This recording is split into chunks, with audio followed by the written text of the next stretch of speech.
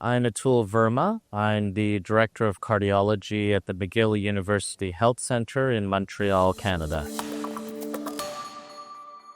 After someone has a successful catheter ablation procedure for atrial fibrillation, one of the first questions I'm always asked during follow-up is, does this mean I can stop my blood thinner?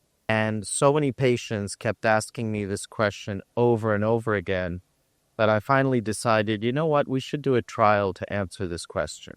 This was a randomized study occurring at 56 sites in 6 countries, so really a global effort.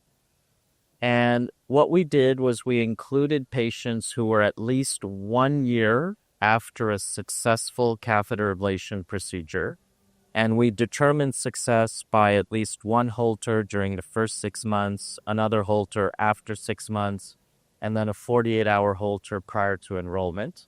We randomized patients either to rivaroxaban for ongoing anticoagulation or aspirin in the other group.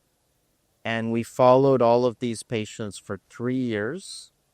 And every patient had a baseline MRI of their brain and another one at 3 years as well. Our primary outcome for the trial was a composite of stroke, systemic embolism, or covert embolic stroke seen on MRI. So these are large strokes that are more than 15 millimeters. And what we reported today in our late-breaking session is that the event rate was incredibly low in these post-ablation patients. There were only 5 of the composite endpoint events in over 600 patients on rivaroxaban and only 9 in over 600 patients on aspirin. So that meant that the annualized event rate was only 0.3% in the rivaroxaban arm and only 0.66% in the aspirin arm. That is really, really low and much lower than what we were expecting. So importantly, all of the patients in OCEAN had a mean CHA2DS2-VASc score of 2.2. And about 30% of the patients had a CHA2DS2-VASc score of 3 or more. So I think that for patients who've had a successful ablation, you can't detect on routine Holters that they have any further atrial fibrillation.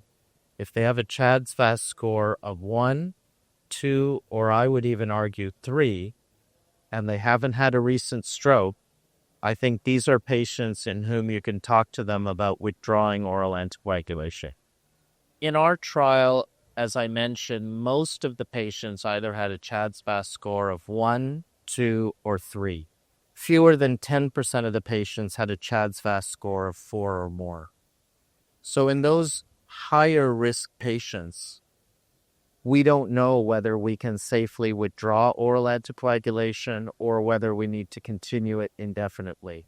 And that will need to be answered by another trial.